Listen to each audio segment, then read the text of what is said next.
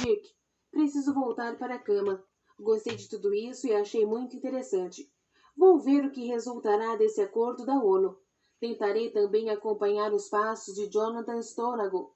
Se acontecer de modo que você imagina, você será meu melhor informante. Enquanto isso, veja se descobre para mim quantos fazem parte desse grupo secreto e onde se reúnem. Isso é fácil, disse Dirk. Há pelo menos 10, embora outros mais às vezes compareçam às reuniões, inclusive alguns chefes de Estado.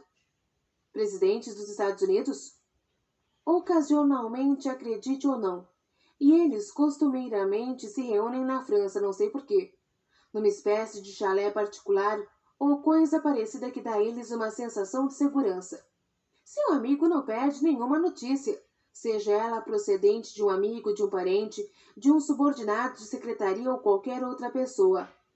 Ria quanto quiser, Cameron.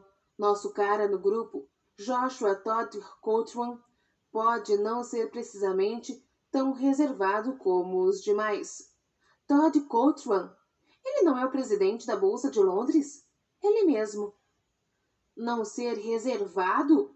Como pode ele ter tamanha posição e não ser reservado? E mais, quem já ouviu falar de um britânico que não fosse reservado? Acontece. Boa noite, Dick. Naturalmente, tudo acabou se confirmando. A ONU tomou sua resolução. Buck descobriu que Jonathan Stonago esteve hospedado no Hotel Plaza em Nova York durante os 10 dias de conferência. O Sr. Todd Cochran, de Londres, tinha sido um dos oradores mais eloquentes, demonstrando tal ansiedade de ver a questão resolvida que se dispôs a passar a tocha ao primeiro-ministro como vistas à mudança da libra para o marco. Muitos países do terceiro mundo lutaram contra a mudança, mas em poucos anos as 3 moedas espalharam-se pelo mundo. Buck tinha conversado somente com Steve Plank sobre essa dica das reuniões da ONU, mas não disse qual foi a fonte da informação. Nem ele nem Plank sentiram que valesse a pena um artigo especulativo Pasta 6. 6. Fazia muito tempo que Rayford Steele não se embriagava. Irene nunca foi muito chegada a bebidas e tinha se tornado abstêmia nos últimos anos. Ela insistia com ele para que escondesse qualquer bebida forte que tivesse em casa. Não queria que Raime sequer soubesse que seu pai ainda bebia. Isso é desonesto, contra-atacava Rayford. É prudente, dizia ela. Ele ainda não sabe de muita coisa, nem precisa saber. O que quer dizer daquela sua sarcástica insistência para que sejamos inteiramente sinceros? Dizer toda a verdade nem sempre significa dizer tudo o que fazemos. Você diz à sua tripulação que vai fazer uma pausa para ir ao banheiro, mas não entra em detalhes sobre o que vai fazer lá dentro, não é mesmo? Irene, estou apenas dizendo que você não deve tornar óbvio para seu filho pré-adolescente que você usa bebida alcoólica. Ele achou que não devia contrariá-la e resolveu guardar seu bourbon num lugar alto e escondido. Se alguma vez houvesse um momento propício para um drink forte, seria esse. Ele esticou o braço, passou a mão atrás de uma tampa de bolo na prateleira mais alta acima da pia e puxou uma garrafa contendo quase 1 litro de uísque. Seu desejo era virar toda a bebida pura garganta abaixo e embriagar-se totalmente. Porém, mesmo num momento como aquele, havia tradições e bons costumes. Embriagar-se, bebendo diretamente da garrafa, não era seu estilo. Rayford despejou cerca de 4 dedos de uísque num copo reto de boca larga e bebeu tudo num único gole, como um alcoólatra. A necessidade de embriagar-se era grande demais, porém não condizia com o seu caráter. A bebida desceu pela garganta, queimando tudo pelo trajeto, causando-lhe um arrepio de frio que o fez tremer e gemer. Que tolo, pensou ele. E acima de tudo com o estômago vazio. Ele já estava sentindo tontura quando recolocou a garrafa na mesa. Depois pensou melhor e a colocou na lata de lixo embaixo da pia. Seria isso uma homenagem a Irene, abandonando, mesmo ocasionalmente, uma bebida forte? Não haveria nenhum benefício para Raime agora, mas, de qualquer modo, Ele não achava correto beber sozinho.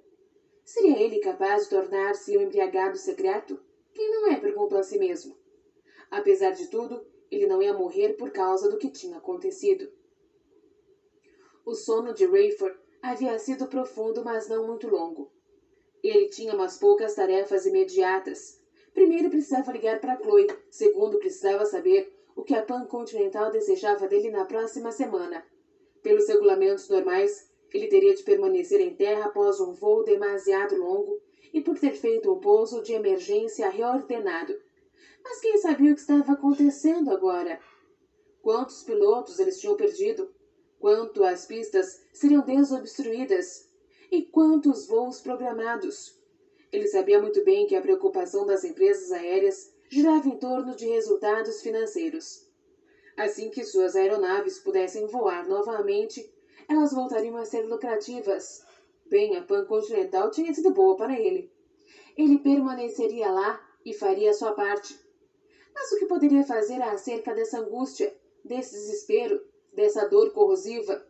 Finalmente, ele passou a compreender por que as famílias enlutadas se queixavam quando o corpo de um parente estava mutilado demais para ser reconhecido ou tinha sido completamente destruído. Elas costumavam dizer que não fazia sentido alguém lacrar o caixão sem permitir que o corpo fosse visto e que o sofrimento se tornava maior porque era difícil aceitarem a ideia de que a pessoa tinha morrido. Isso sempre pareceu estranho para ele. Que motivos teria alguém para desejar ver o corpo da esposa ou do filho estendido num caixão à espera de um funeral? Não seria melhor recordar deles vivos e felizes como eram? Mas ele agora compreendia melhor. Não havia dúvida de que sua esposa e filho desapareceram como se tivessem morrido, conforme aconteceu com os pais dele anos antes. Irene e Ray não voltariam. E Rayford não tinha certeza se os veria novamente um dia, por não saber se haveria uma segunda oportunidade para chegar a esse lugar chamado céu. Ele queria pelo menos ter tido a possibilidade de encontrar seus corpos na cama, num caixão, em qualquer lugar. Daria o que pudesse em troca de ver de relance que fosse seus corpos, seus rostos. É claro que isso não os traria de volta, mas talvez não se sentisse agora tão abandonado, tão vazio. Rayford sabia que as comunicações telefônicas entre Illinois e Califórnia só voltariam ao normal depois de muitas horas, talvez dias. Apesar disso, precisaria tentar. Ele discou para Stanford, chamando o número principal da administração, e não ouviu sequer o sinal de ocupado ou a mensagem gravada. Ligou então para o dormitório de Chloe, também não teve sucesso. A cada meia hora, ele apertava a tecla de rediscagem. Não alimentava a esperança de que ela atendesse se o fizesse. Seria uma surpresa maravilhosa. Rayford estava faminto e reconhecia que teria sido melhor não ingerir aquela quantidade de bebida com o estômago vazio. Subiu de novo as escadas, entrando no quarto de Raymie para pegar a pequena pilha de roupas a fim de guardá-las como recordação do garoto. Colocou-as numa caixa de papelão para presentes e encontrou no guarda-roupa de Irene. Depois colocou em outra caixa a camisola de Irene, o medalhão e a aliança que foram guardados numa caixa menor. Ele levou as caixas para a sala com os 2 doces que ela havia despachado pelo correio para ele. O resto da fornada de doces devia estar em algum lugar da cozinha ou da copa. Ele os encontrou numa tigela no guarda-louça. O aroma e o paladar dos doces o fariam com que se lembrasse dela até que terminasse. Rayford pegou 2 doces da tigela, colocou-os no pratinho de papelão ao lado dos que já havia recebido e despejou leite num copo. Sentado à mesa da cozinha, perto do telefone, ele sentiu que teria de fazer esforço para alimentar-se. Parecia paralisado, precisando manter-se ocupado.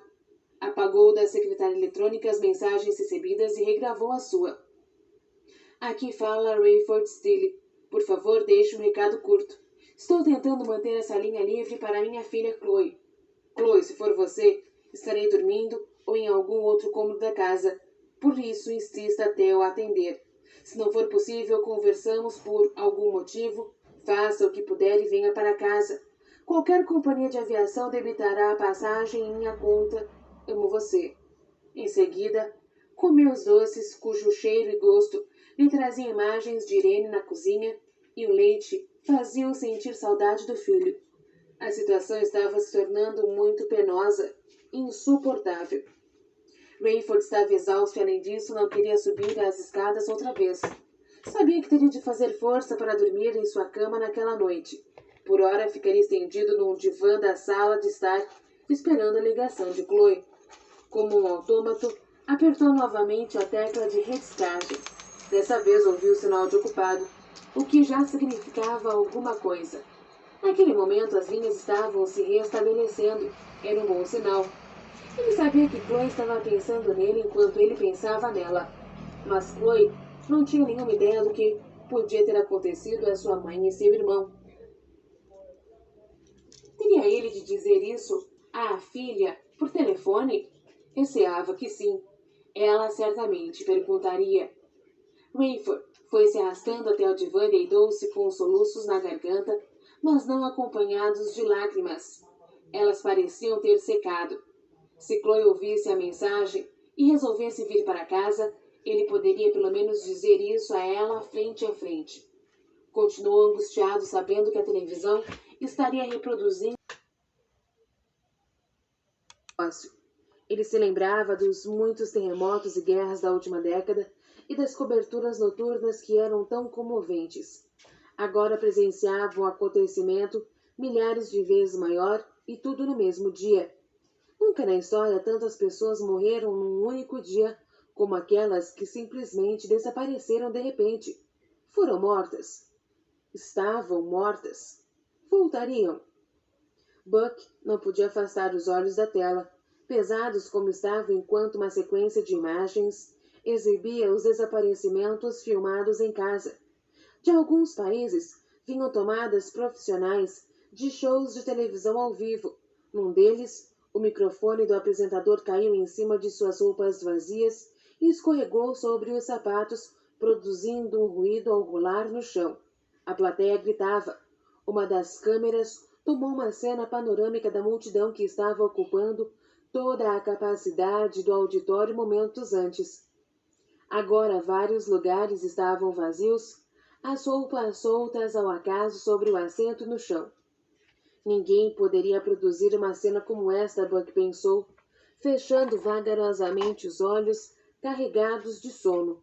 Se alguém tentasse vender um roteiro sobre milhões de pessoas desaparecendo, deixando tudo para trás, menos seus corpos, seria ridicularizado.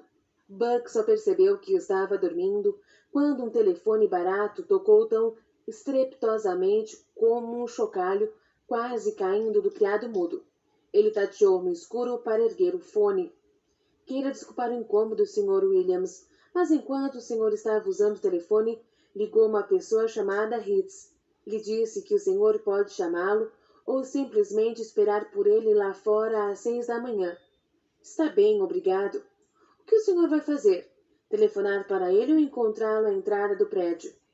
Por que você precisa saber? Oh, não estou querendo ser intrometido. É que o senhor vai sair daqui às 6 horas e preciso do pagamento adiantado. O senhor fez uma ligação interurbana e eu não me levanto antes das 7. Vou lhe dizer o que... qual é o seu nome? Mac. Vou lhe dizer o que fazer, Mac. Deixei com você o número do meu cartão de crédito. Por isso você sabe que não vou sair sorrateiramente daqui. Amanhã cedo deixarei um cheque de viagem no quarto para você, cobrindo o preço da diária e um tanto mais do que necessário para a ligação interurbana. Você entendeu? Uma gorjeta?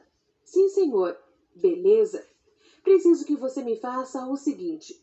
Ponha por baixo da porta uma atadura. Tem uma. Precisa dela agora? O senhor está bem? Estou bem. Não preciso dela agora. Quando você for dormir, por favor, desligue meu telefone a título de precaução, tá? Se tenho de acordar tão cedo, preciso de um bom sono a partir de agora. Você pode cuidar disso para mim, Mac? Claro que posso. Vou desligar o telefone agora. O senhor quer que alguém o chame de manhã? Não, obrigado, disse Buck, sorrindo quando percebeu que o telefone estava mudo em sua mão. Mac era tão bom quanto sua palavra. Se encontrasse a atadura de manhã, poderia deixar para Mac uma boa gorjeta. Buck fez um esforço para levantar-se, Desligou a televisão e apagou a luz. Ele era do tipo que olhava para o relógio antes de pôr a cabeça no travesseiro e despertava na hora exata que havia programado. Era quase meia-noite. Ele estaria em pé às 5:30. Foi só acomodar-se e desmaiar de sono. Até 5 horas e 30 minutos mais tarde, ele não havia movido um músculo sequer. Rayford sentia-se como um sonâmbulo, enquanto se arrastava pesadamente sobre o piso da cozinha em direção à escada. Ele não podia acreditar que estivesse ainda tão cansado depois de seu longo sono e de seu cochilo providencial no divã. O jornal ainda estava enrolado e envolto por um elástico no assento de uma cadeira onde foi jogado. Se ele tivesse qualquer problema para dormir no pavimento superior, talvez desse uma olhada no jornal. Seria interessante ler as notícias sem sentido de um mundo que não sabia que sofreria o pior drama de sua história apenas em poucas horas depois de o jornal ter sido impresso. Rayford apertou o botão da rediscagem e afastou-se lentamente em direção à escada, escutando mal daquela distância o que era aquilo. O ruído de descarte tinha sido interrompido. O telefone do dormitório da Chloe estava chamando. Ele pegou rapidamente o telefone e uma voz de mulher atendeu. Chloe? Perguntou Rayford. Não, Sr. Steele? Sim. Aqui fala Amy. Chloe está tentando encontrar um meio de ir para casa.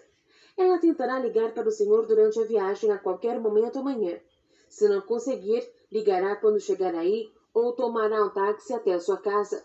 Ela já saiu daí? Sim, não quis esperar. Ela tentou ligar várias vezes, mas... Sim, eu sei, obrigado, Amy. Você está bem? Morrendo de medo como todo mundo. Posso imaginar. Você perdeu alguém? Não. E sinto uma espécie de culpa a esse respeito. Parece que cada pessoa que conheço perdeu alguém. Bem, perdi alguns poucos amigos, mas ninguém muito próximo, nenhum familiar. Rayford não sabia se devia congratular-se com ela ou demonstrar tristeza. Se isso fosse o que ele agora acreditava, essa pobre criatura mal conhecia alguém que tivesse sido levado para o céu.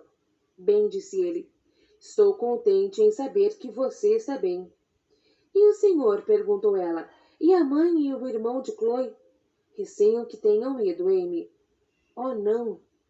Mas gostaria que você nada dissesse a Chloe. Se ela se encontrar com você, antes de chegar aqui ao me telefonar. Não se preocupe. Acho que não diria nada, mesmo que o senhor me pedisse. Rayford ficou deitado vários minutos. Depois, lentamente, foi virando as páginas do primeiro caderno do jornal. Uma surpresa na Romênia.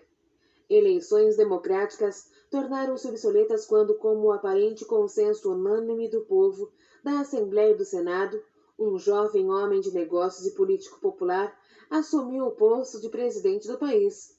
Nicolae Carpati, de 33 anos, nascido em Cluj, provocou nos últimos meses uma reviravolta na nação com seu discurso popular e persuasivo, encantando a população, os amigos e também os inimigos. As reformas que ele propôs para o país foram a causa de sua proeminência e poder. Rayford olhou a fotografia do jovem Carpati, um loiro surpreendentemente charmoso que se parecia com Robert Redford quando jovem. Será que ele teria desejado o posto? Soubesse o que estava para acontecer, pensou Rayford. Seja o que for que ele tenha a oferecer, não valerá nada agora. Pasta 7. Kay Reeves chegou ao hotel precisamente às 6 horas. Baixou o vidro da porta e perguntou: Você é o Williams? Sim, respondeu Buck, entrando em seguida numa van com tração nas 4 rodas, último modelo, com sua única bagagem. Ajeitando com os dedos a atadura em sua cabeça, Buck sorriu imaginando Max se deleitando com seus $20 extras. Hicks era alto e magro, tinha o rosto marcado pelo tempo e um topete grisalho. Vamos ao trabalho, disse ele. São 1.190 quilômetros entre O'Hare e Kennedy e 1.200 quilômetros de Milwaukee a Kennedy.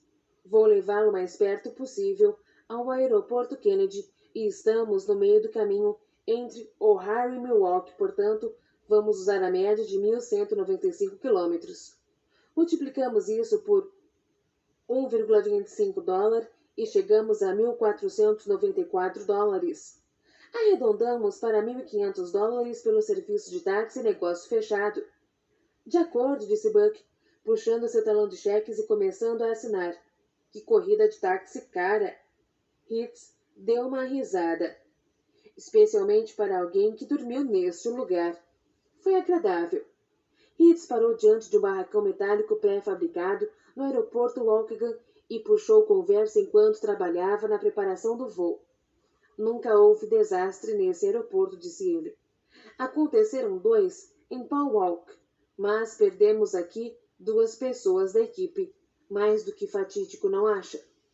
Buck e Hitz relataram casos de perda de parentes, onde estavam quando o fato aconteceu e os nomes dos desaparecidos.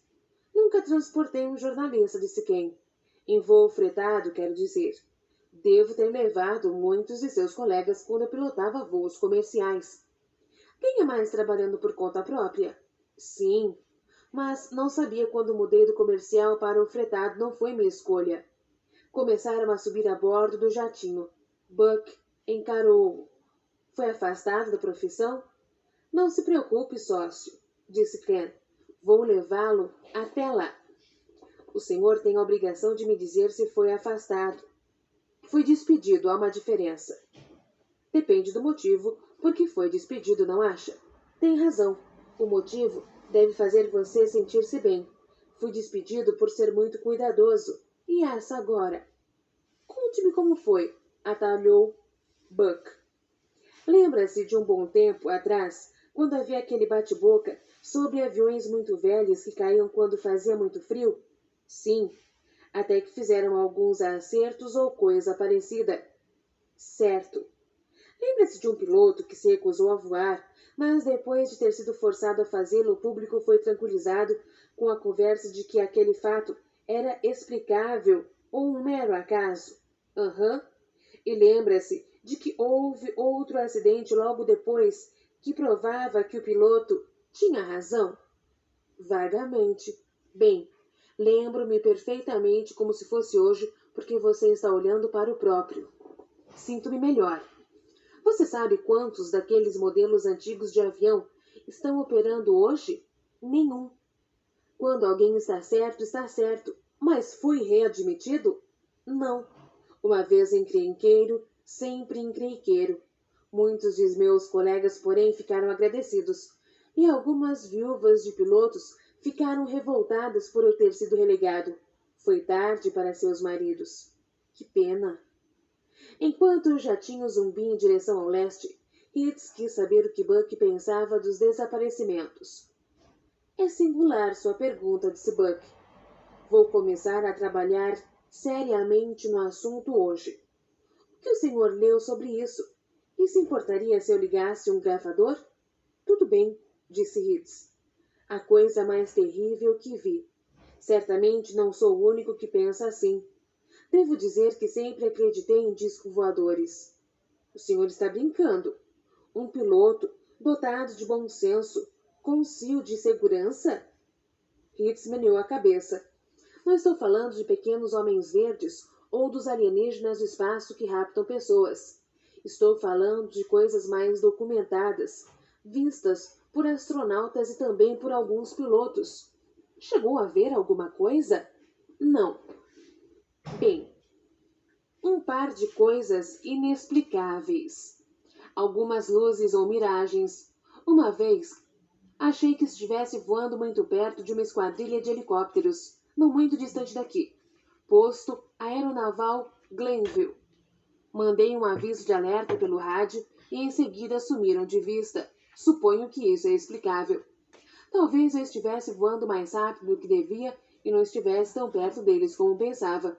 Mas nunca tive resposta, nenhuma confirmação nem mesmo de que eles estivessem perto do espaço aéreo. Glenville não confirmou isso. Esqueci o caso, mas algumas semanas depois, perto do mesmo lugar, meus instrumentos ficaram malucos. Os ponteiros dos mostradores girando desordenadamente, os medidores paralisados, esse tipo de coisa. O que achou disso? Campo magnético ou alguma força semelhante, o que teria sido explicável. Você sabe que não faz sentido relatar ocorrências estranhas ou visões perto de uma base militar, porque eles rejeitam isso de imediato. Eles nem mesmo levam a sério qualquer coisa estranha num raio de muitos quilômetros de distância de um aeroporto comercial. É por isso que você nunca ouve relatos de discos voadores perto de Ohio, nem tomam conhecimento. É por isso que o senhor não engole esse negócio de raptos feitos por alienígenas do espaço, porém relaciona os desaparecimentos aos discos voadores? Não estou falando de ETs ou de outras criaturas. Penso que nossas ideias sobre a aparência física dos seres do espaço são muito simples e rudimentares. Se é que existe vida inteligente fora daqui, eu acho que deve existir, por causa dos fatos extraordinários evidentes. O que o senhor quer dizer? A vastidão do espaço. Assim, tantas estrelas e tanto espaço sugerindo que alguma coisa existe em algum lugar. Exatamente. Concordo com as pessoas que pensam que aqueles seres são mais inteligentes do que nós. De outro modo, não teriam conseguido nada aqui, se é que de fato estiveram aqui. E se estiveram aqui, fico achando que eles são tão sofisticados e avançados demais para fazer coisas com as quais nunca sonhamos. Como fazer pessoas desaparecerem instantaneamente de dentro de suas roupas? Isso parece ser uma ideia ridícula, até naquela noite, não é mesmo? Buck balançou a cabeça em sinal de concordância. Eu sempre ridicularizei as pessoas que admitiam que esses seres podiam ler nossos pensamentos ou penetrar em nossas mentes e outras bobagens, continuou Hitz. Mas quem está faltando?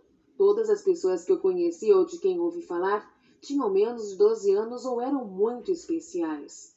O senhor acha que todas as pessoas que desapareceram e esses seres, digamos assim, tinham alguma coisa em comum?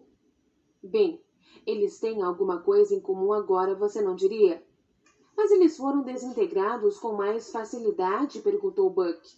É o que penso. Por isso, estamos ainda aqui porque fomos bastante fortes para resistir. Ou talvez porque não valíamos o transtorno. Hitz assentiu. Algo assim.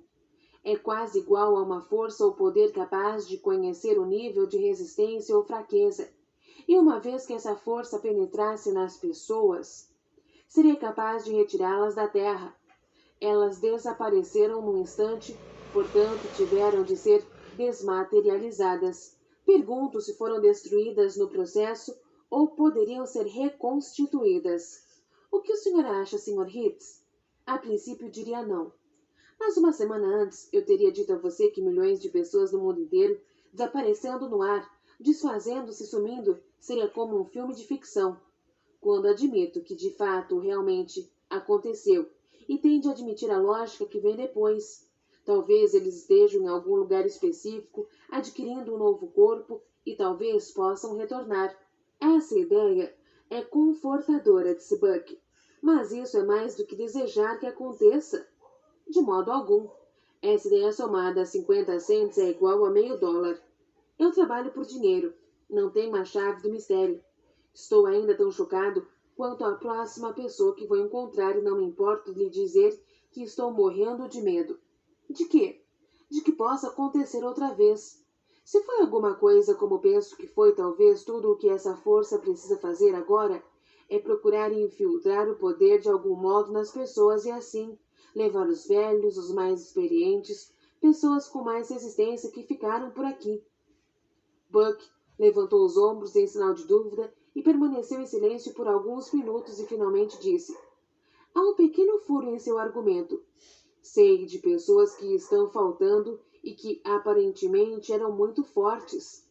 Não estou falando de força física. Nem eu. Buck pensou em Lucinda Washington.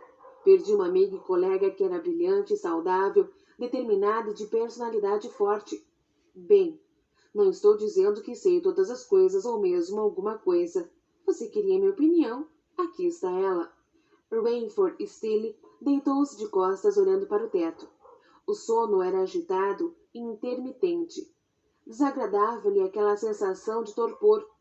Ele não queria inteirar-se das notícias, mesmo sabendo que haveria um novo jornal na varanda antes do alvorecer. Tudo que queria era que Chloe chegasse para que pudessem chorar juntos.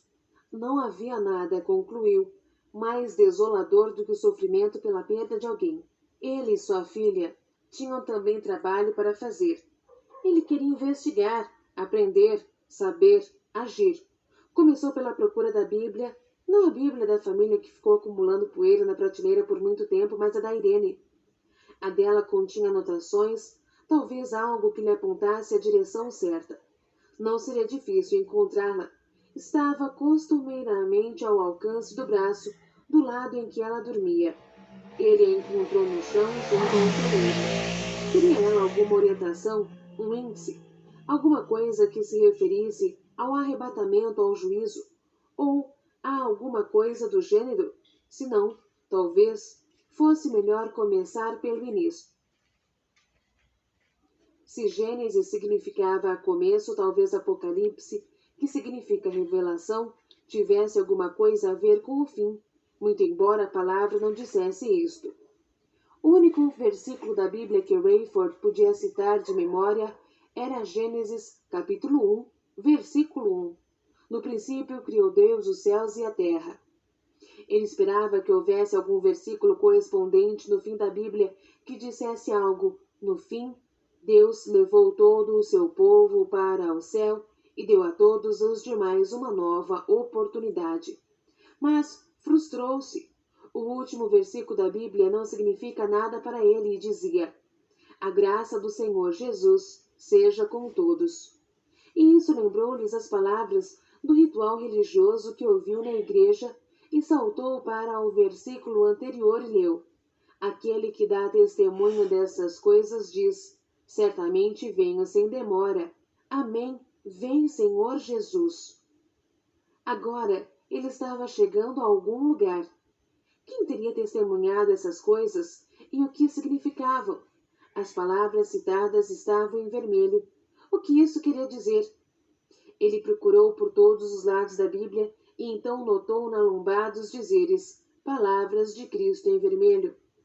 Então Jesus diria que viria sem demora. Será que ele tinha vindo? E se a Bíblia era tão antiga como parecia, o que ela queria dizer sem demora? Talvez essa expressão não significasse logo, a menos que fosse interpretada por alguém com uma longa visão da história. Talvez Jesus tenha sugerido que quando chegasse o momento de vir, viria sem demora. Teria sido o que aconteceu? Rayford leu o último capítulo inteiro. 3 outros versículos estavam em letras vermelhas e 2 deles repetiam a questão sobre a vinda sem demora. Rayford não entendeu bem o contexto do capítulo. Pareceu-lhe velho e formal. Porém, perto do fim, havia um versículo que terminava com palavras que exerceram um estranho impacto sobre ele. Sem nenhuma indicação de seu sentido, ele leu: aquele que tem sede, venha, e quem quiser receba de graça a água da vida. Não teria sido Jesus aquele que estava sedento? Não teria sido ele quem desejava receber a água da vida? Sim, Rayford admitiu, referia-se ao leitor. As palavras mexeram com ele, que estava sedento com a alma sedenta. Mas o que era a água da vida? Ele já havia pago um preço muito alto por não ter entendido o seu significado. O que quer que fosse, estava naquele livro por centenas de anos. Rayford folheou a Bíblia ao acaso procurando outras passagens. Nenhuma delas fazia sentido para ele. Ficou desanimado porque as passagens não fluíam paralelamente e não havia relação entre uma e outra para servir de orientação. A linguagem e os conceitos não ajudavam porque lhe eram estranhos. Aqui e ali, ele via anotações nas margens com a letra delicada de Irene. Às vezes ela escrevia precioso. Ele estava determinado a estudar e encontrar alguém que pudesse explicar-lhes aquelas passagens. Sentia-se tentado a escrever precioso ao lado daquele versículo de Apocalipse sobre beber de graça a água da vida. O versículo soava-lhe precioso. embora ainda não pudesse avaliá-lo com mais clareza. O pior de tudo é que ele temia estar lendo a Bíblia tarde demais. Era também tarde demais para ter ido para o céu com sua esposa e seu filho. Mas era realmente tarde demais e ponto final? Junto à capa da frente estava o boletim da igreja do último domingo. Mas que dia era hoje? Manhã de quarta-feira. Onde ele estava 3 dias antes? Na garagem. Jaime pedira-lhe que fosse com eles à igreja. Ele prometeu que iria no domingo seguinte. Você disse a mesma coisa na semana passada. Jaime retrucara. Você quer que eu conserte seu carrinho ou não? Não tenho todo o tempo do mundo. Jaime não era do tipo que costumava forçar situações. Ele apenas confirmou. No próximo domingo? Certamente, tinha dito Rayford, e agora desejava que no próximo domingo ele estivesse aqui. Desejava mais do que nunca que Jaime estivesse aqui porque iria com ele. Iria. Será que estaria fora naquele dia? E haveria culto no domingo? Alguém da congregação ficou? Ele puxou o boletim de Irene dentro da Bíblia e fez um círculo em torno do número do telefone. Mais tarde, depois de confirmar junto à Pan Continental, ele telefonaria para o escritório da igreja para obter informações. Rayford estava para colocar a Bíblia sobre o criado mudo quando ficou curioso e abriu a primeira página em branco para ler a dedicatória. Ele tinha dado aquela Bíblia a Irene em seu primeiro aniversário de casamento. Como podia ter esquecido isso? O que ele tinha em mente quando lhe deu aquela Bíblia? Ela não era mais devotada do que ele naquela época, mas manifestava o desejo sério de frequentar a igreja antes que os filhos viessem. Ele tinha encontrado um motivo para impressioná-la. Talvez tinha pensado que ela o julgaria um homem espiritual por ter lhe dado um presente como aquele. Talvez tivesse esperança de que ela o liberasse e fosse à igreja sozinha, se provasse por meio do presente que tinha sensibilidade espiritual. Durante anos ele tolerou a igreja. Eles frequentavam uma que exigia pouco e oferecia muito. Fizeram muitos amigos e ali descobriram seu médico, dentista, agente de seguro e até adquiriram título de sócio do clube de campo daquela igreja. Rayford era prestigiado, apresentado com orgulho como capitão aviador de um 747 aos crentes novos e visitantes e chegou a atuar no conselho da igreja durante vários anos. Quando Irene descobriu a estação de rádio cristã, que ela chamava de pregação e ensino verdadeiros, acabou se desencantando com aquela igreja e começou a procurar outra. Isso deu a Rayford a oportunidade de deixar a igreja de vez, dizendo a Irene que quando encontrasse uma de que realmente gostasse, começaria a frequentar novamente. Ela encontrou uma e ele tentou frequentá-la ocasionalmente, mas a igreja era muito literal, pessoal e desafiadora para ele. Ele não era paparicado. Sentiu-se deslocado e se afastou. Rayford observou outra anotação com a letra de Irene. Tratava-se de uma lista de orações e o nome dele estava em primeiro lugar. Ela escreveu, Rafe, orar por sua salvação e para que eu seja uma pessoa amorosa para ele. Chloe, para que ela aceite a Cristo e viva com pureza. Ray Jr., que nunca se desvie de sua forte fé como criança. Em seguida, ela mencionava o pastor da igreja, líderes políticos, missionários, conflito mundial, vários amigos e parentes. Por sua salvação, sussurrou Rayford. Salvação. Palavra-chave repetida em outras igrejas pequenas, mas que nunca o impressionara.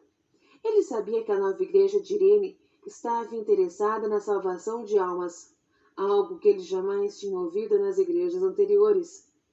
Porém, quanto mais ele assimilava o conceito, mais indigno se sentia. A salvação não tinha alguma coisa a ver com confirmação, batismo, testemunho, religiosidade, santidade? Ele nunca teve vontade de se envolver nisso, fosse o que fosse.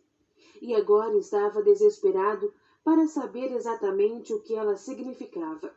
Ken Ritz comunicou-se por rádio com os aeroportos nos arredores de Nova York e conseguiu permissão para pousar em Easton, Pensilvânia. Se você tiver sorte, poderá cruzar com Larry Holmes, disse Hitz. Aqui é território dele. O velho lutador de boxe? Ele continua lutando? Hitz encolheu os ombros. Não sei qual é a sua idade, mas você pode apostar que ele não desapareceu. Quem estivesse levando as pessoas poderia receber um golpe do velho Larry na cara. O piloto perguntou ao pessoal do Houston se alguém podia conseguir uma condução até a cidade de Nova York para seu passageiro. Você está brincando, não está? Não tive a intenção, câmbio. Temos uma pessoa que pode deixá-lo a uns 3 quilômetros do metrô. Carros não estão entrando nem saindo da cidade por enquanto. E mesmo os trens estão fazendo um trajeto confuso e passam por lugares complicados. Lugares complicados, aparteou Buck. Repita, por favor, pediu Hitz por rádios. Você não leu nos jornais? Alguns dos piores desastres na cidade foram causados pelos desaparecimentos de maquinistas e fiscais. 6 trens foram envolvidos em colisões frontais com numerosas mortes. Vários bateram na traseira de outros. Levará tempo para desimpedir todas as linhas e substituir os vagões. Você está certo de que seu passageiro quer chegar ao centro da cidade? Positivo. Parece o tipo de pessoa que sabe se virar. Espero que tenha um bom par de botinas para caminhar. Buck teve de desembolsar mais dinheiro com uma condução que deveria deixá-lo a uma distância razoável da estação e caminhar a pé até lá. O motorista nunca tinha trabalhado na praça, nem o veículo era táxi. Seria bem melhor que fosse, o carro era velho demais e estava em péssimas condições. Após uma caminhada de mais de 3 quilômetros, ele chegou à plataforma da estação por volta de meio-dia. Depois de esperar mais de 40 minutos, no meio de uma multidão compacta, ficou sabendo que estava entre os passageiros que teriam de aguardar mais meia hora pelo próximo trem. A viagem em zigue-zague levou 2 horas para chegar a Manhattan. Durante todo o percurso, Buck digitava em seu laptop ou olhava para fora da janela o congestionamento que se estendia por vários quilômetros. Ele imaginava que muitos colegas de Nova York já teriam apresentado reportagens semelhantes. Portanto, sua única esperança de marcar pontos com Steve Blank e ver sua matéria publicada seria se escrevesse com mais determinação e eloquência. Estava muito aterrorizado com as cenas que via e talvez nunca as esquecesse. Na melhor das hipóteses, estaria acrescentando mais dramaticidade às suas recordações. Nova York estava paralisada e a maior surpresa era que as autoridades permitiam a entrada de mais pessoas na cidade. Sem dúvida, muita gente como ele morava ali e precisava voltar para suas casas e apartamentos. O trem foi obrigado a parar um pouco antes do local onde Buck deveria desembarcar. O aviso confuso, o melhor que puderam transmitir diante das circunstâncias, informou aos passageiros que aquela parada seria a última. Se o trem prosseguisse, os passageiros teriam de desembarcar no meio de guindastes que estavam retirando os carros que obstruíam os trilhos.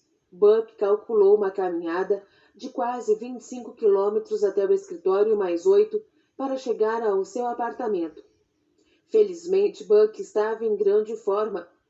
Ele colocou tudo na sacola e encurtou as alças de modo que pudesse carregá-la mais junto ao corpo sem balançar. Acertou suas passadas no ritmo de mais ou menos 6,5 km por hora e 3 horas depois sentia-se todo dolorido. Estava certo de ter várias bolhas nos pés e seu pescoço e ombros doíam por causa da alça e do peso da sacola.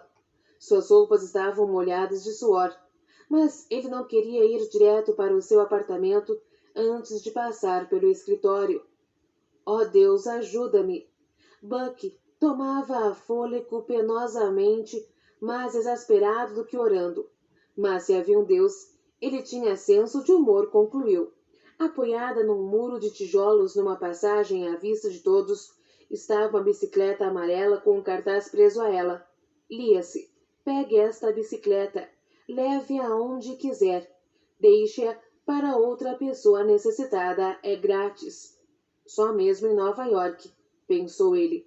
Ninguém rouba uma coisa que é grátis. Ele pensou em murmurar uma prece de gratidão, mas o mundo que ele contemplava não lhe mostrou nenhuma evidência de um Criador benevolente. Ele se ajeitou na bicicleta, considerou o longo tempo percorrido desde a última vez que pedalou e começou a cambalear, quase caindo, até conseguir-se equilibrar-se. Pouco tempo depois, já estava chegando ao centro da cidade, atravessando o emaranhado de destroços e máquinas demolidoras. Poucas pessoas possuíam uma condução tão eficiente quanto a dele. Só havia carteiros em bicicleta, 2 pessoas com bicicletas amarelas iguais à dele e policiais a cavalo. A segurança era rigorosa no edifício do Semanário Global, o que de certo modo não o surpreendia. Após identificar-se a um novo porteiro no térreo, subiu ao 27º andar, parou no banheiro público para arrumar-se e finalmente entrou nas principais dependências da revista. A recepcionista imediatamente ligou para o escritório de Steve Plank, dando a notícia. Plank e Marge Potter correram para abraçá-lo e dar-lhe as boas-vindas. Buck Williams foi tocado por uma estranha e nova emoção. Ele quase chorou. Notou que, como a maioria das pessoas, estava suportando um terrível trauma e não tinha dúvida de que sua adrenalina estava alterada. Mas, de qualquer modo, a volta ao seu território familiar, após tantas despesas e esforço, deu-lhe a sensação de estar em casa, ao lado de pessoas que se importavam com ele. Esta era sua família. Estava realmente muito contente de revê-los, e parecia que o sentimento era mútuo. Ele mordeu os lábios, tentando disfarçar sua emoção, e quando seguia Steve e Marge pelo corredor, passando diante da porta de sua pequena e atravancada sala, a caminho do local de reuniões, perguntou-lhes se já sabiam a respeito de Lucinda Washington. Marge parou no corredor, colocando as mãos no rosto. Sim, disse ela, expressando tristeza e horror. Perdemos várias pessoas. Onde esse sofrimento começa e onde termina? Após ter ouvido isso, Buck descontrolou-se. Não conseguia mais disfarçar, apesar de estar surpreso diante de sua sensibilidade. Steve passou o braço ao redor dos ombros de sua secretária em direção à sala de reunião, onde os outros membros da equipe principal estavam esperando.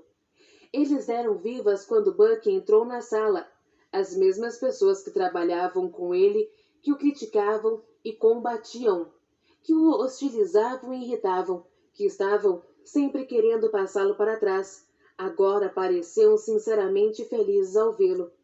Eles não tinham a mínima ideia de como Buck se sentia. Rapazes, é bom estar de volta aqui, disse ele. Em seguida sentou-se e enterrou a cabeça entre as mãos. Seu corpo começou a tremer e ele não pôde segurar as lágrimas. Começou a soluçar bem à frente de seus colegas e competidores. Procurou enxugar as lágrimas e se controlar, mas quando levantou a cabeça, forçando um sorriso embaraçado, notou que todos os outros também estavam emocionados. Está tudo bem, Buck, disse um deles. Se essa é a primeira vez que você chora, vai descobrir que não será a última. Todos nós estamos tão assustados, atordoados, angustiosos e pesarosos quanto você. Sim, disse outro, mas seu relato pessoal será sem dúvida mais excitante. Isso fez com que todos misturassem risos com lágrimas.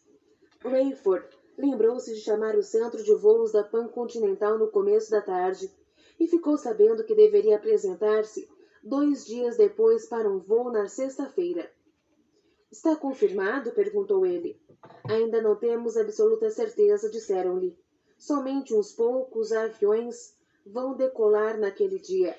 Certamente Não haverá nenhum voo até amanhã à noite e talvez nem mesmo na própria sexta-feira.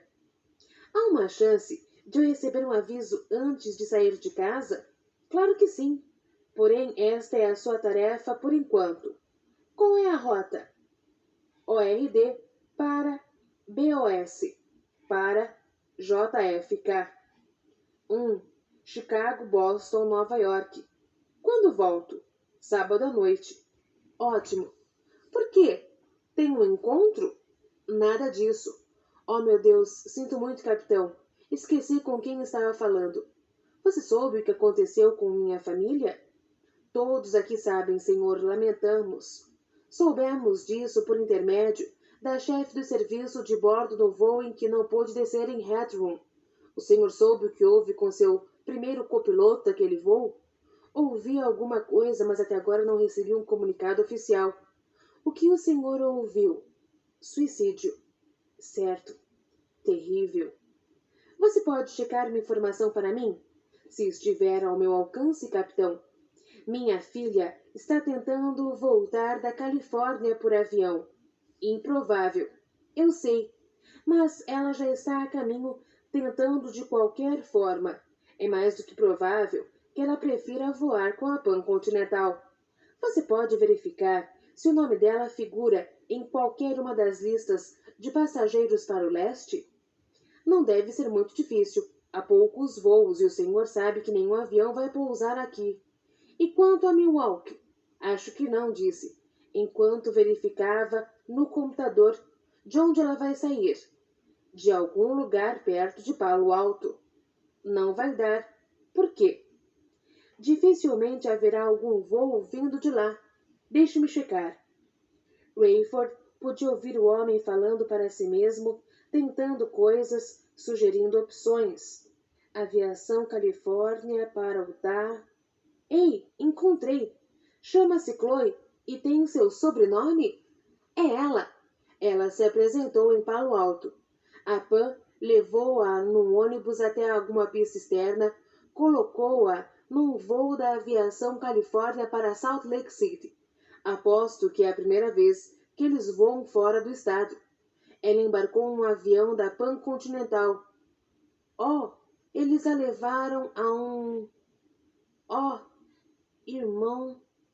Enid, Oklahoma. Enid? Isso nunca esteve em nossas rotas.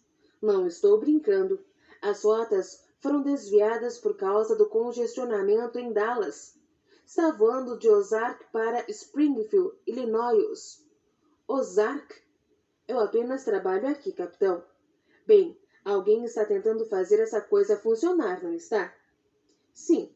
A boa notícia é que conseguimos por lá um turbopropulsor ou dois que podem trazê-la para esta área, mas não se sabe onde ela poderá descer. O sinal nem entrou na tela, porque eles só saberão quando o avião estiver bem perto.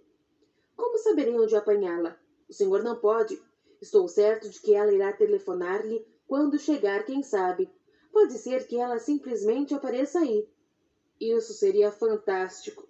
Bem, sinto muito pelo que o senhor está passando, mas pode dar graças a Deus por ela não ter viajado com a Pan Continental diretamente de Palo Alto. O último que saiu de lá caiu na noite passada. Não há sobreviventes. E isso foi depois dos desaparecimentos? Exatamente ontem à noite. Não tem nada a ver com o fenômeno. Se isso acontecesse com ela, não teria sido desgraça demais, comentou Rayford. Sem dúvida.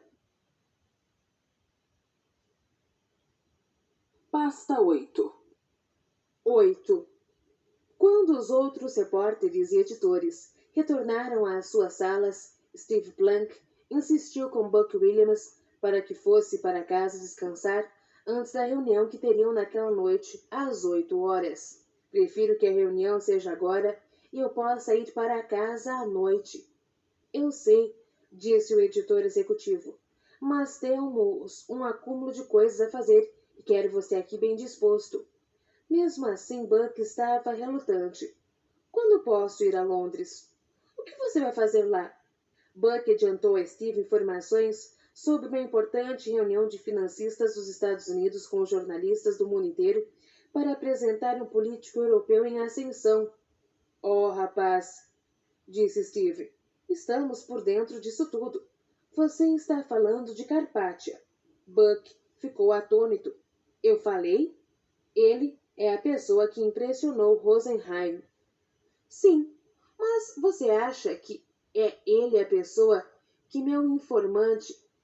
Rapaz, você está por fora, disse Steve. O caso não é mais um grande furo de reportagem. O financista-chave deve ser Jonathan Stonagel, que parece ser o patrocinador dele. Eu não disse a você que Carpathia estava vindo fazer um pronunciamento na ONU? Então, ele é o novo embaixador da Romênia na ONU? Questionou Buck. Negativo. O que ele é, então? Presidente do país. Para esse cargo, não tinha sido eleito um líder havia apenas 18 meses? Retrucou Buck, lembrando-se da deixa que Dirk lhe dera a respeito de um novo líder que parecia estar fora da posição e do tempo. Grande reviravolta por lá, disse Steve, é melhor confirmar. Vou fazer isso. Não quero mandar você. Na verdade, não acho que tenha sobrado muita coisa para uma reportagem de impacto. O cara é jovem, impetuoso, fascinante e persuasivo, como pude deduzir. Tinha sido uma estrela meteórica nos negócios, alcançando um grande sucesso financeiro quando o mercado romeno se abriu para o Ocidente, faz alguns anos. Mas até a semana passada, ele nem mesmo estava no Senado. Ele estava somente na Câmara Baixa. A Câmara dos Deputados, disse Buck. Como você sabia disso? Buck sorriu ironicamente. Rosenheim me falou. Por um momento, pensei que você realmente soubesse de todas as coisas. É disso que eles o acusam aqui, você sabe. Que grande crime cometi! Mas você se comportou com muita humildade. É isso o que eu sou, humilde. Então, Steve, você não considera importante o fato de um cara como Carpathia, que veio do nada, derrubar o presidente da Romênia? Ele não veio exatamente do nada. Seus negócios foram construídos com o apoio financeiro de Stonagel. E Carpathia tem sido um defensor do desarmamento muito popular junto a seus colegas e perante o povo. Mas o desarmamento não condiz com Stonagel. Ele não é um armamentista secreto? Pluck assentiu. Então aqui é mistério. Alguns, mas Buck, o que poderia ser mais importante a essa altura do que a reportagem que está fazendo? Você não vai perder seu tempo com um sujeito que se tornou presidente de um país não estratégico. No meio disso tudo, há alguma coisa, Steve. Meu contato em Londres soprou-me. Carpathia está ligado aos não políticos mais influentes do mundo. Ele passou de deputado a presidente sem uma eleição popular e, é preciso mais, ele por acaso assumiu o lugar de um presidente assassinado ou coisa parecida? É interessante que você tenha dito isso, porque o único senão na história de Carpathia é esse. Correm alguns rumores de que ele foi desumano com seus concorrentes nos negócios há alguns anos. Como desumano? As pessoas foram apagadas. Oh, Steve, você fala exatamente como membro de uma gangue. Ouça esta. O presidente anterior renunciou em favor de Carpathia e insistiu para que ele assumisse o poder. E você disse que não há assunto para uma reportagem neste caso? Isso se assemelha aos velhos golpes na América do Sul, Buck. Um novo dirigente a cada semana, grandes lances. Assim Carpathia passa a ser o devedor a Stonagel. Tudo isso indica que Stonagel terá o controle do mundo financeiro de um país da Europa Oriental que imagina que a melhor coisa que aconteceu na sua história foi a queda da Rússia. Mas, Steve, é como se um estreante do nosso Congresso se tornasse presidente dos Estados Unidos num ano sem eleição marcada, sem voto. O presidente atual renuncia e todo mundo fica feliz? Não, não, não. Há uma grande diferença. Estamos falando da Romênia, Buck. Romênia. país não estratégico, com um parco produto interno bruto, nenhum aliado estratégico. Não há nada lá, a não ser uma política interna de baixo nível. Isso ainda me cheira a algo mais importante, disse Buck. Rosenheim tinha essa cara de autoconceito, e ele é um observador astuto. Agora Carpati está vindo para falar na ONU. O que vai acontecer depois? Você se esquece de que ele foi convidado antes de se tornar presidente da Romênia? Esse é outro enigma. Ele era um ilustre desconhecido. Ele é um novo nome em prol do desarmamento. Vai ter seu momento de glória, seus 15 minutos de fama. Confie em mim, você nunca mais vai ouvir falar dele. Stonegal tinha de estar também por trás dessa jogada de ONU, disse Buck. Você sabe que o João Diamante é um amigo pessoal do nosso embaixador? Stonegal é amigo pessoal de cada figura eleita, desde o presidente até os prefeitos da maioria das cidades de tamanho médio, Buck. E daí? Ele sabe fazer o seu jogo. Ele me lembra o velho Joe Kennedy e um de seus Rockefellers, está bem? Qual é a sua preocupação? Apenas que Carpathia vai falar na ONU com a influência de Stonegal. Provavelmente daí. Ele está visando a alguma coisa. Stonegal está sempre visando alguma coisa, mantendo seus motores ligados para um de seus projetos. Muito bem. Então ele promove a ascensão de um homem de negócios a político na Romênia, com possibilidade de fazer chegar à presidência. Talvez tenha até conseguido uma entrevista entre esse homem e Rosenheim, que nunca deu em nada. Agora ele coloca Carpati numa posição de destaque internacional. Isso acontece o tempo todo por causa de pessoas como Stonegal.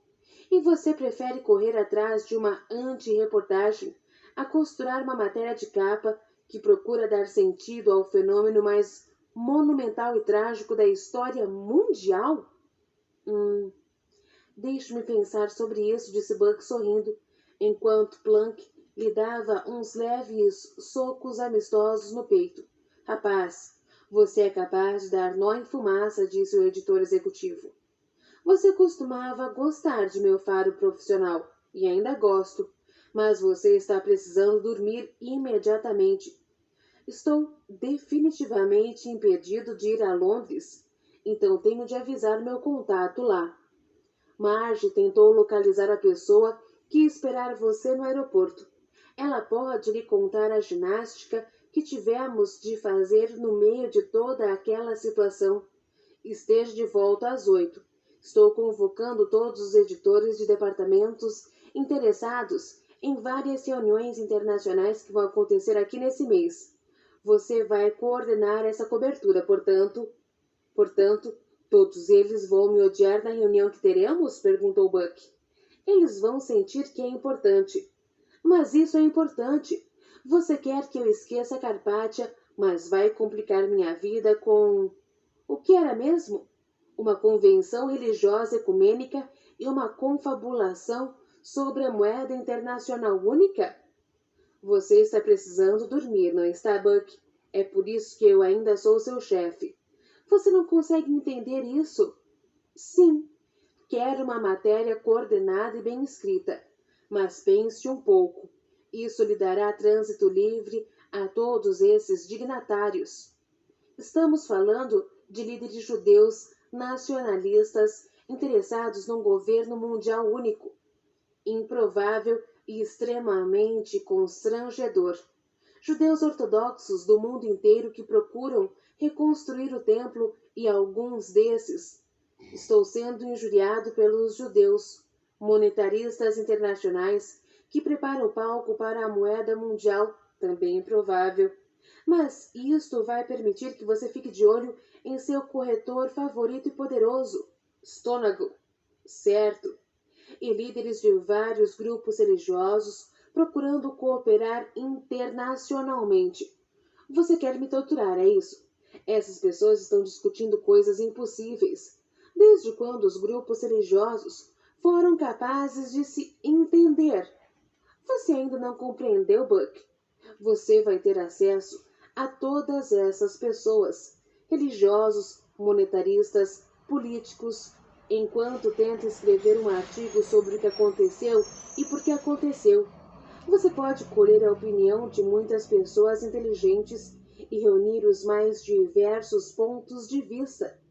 Buck encolheu os ombros em sinal de rendição. Você ganhou.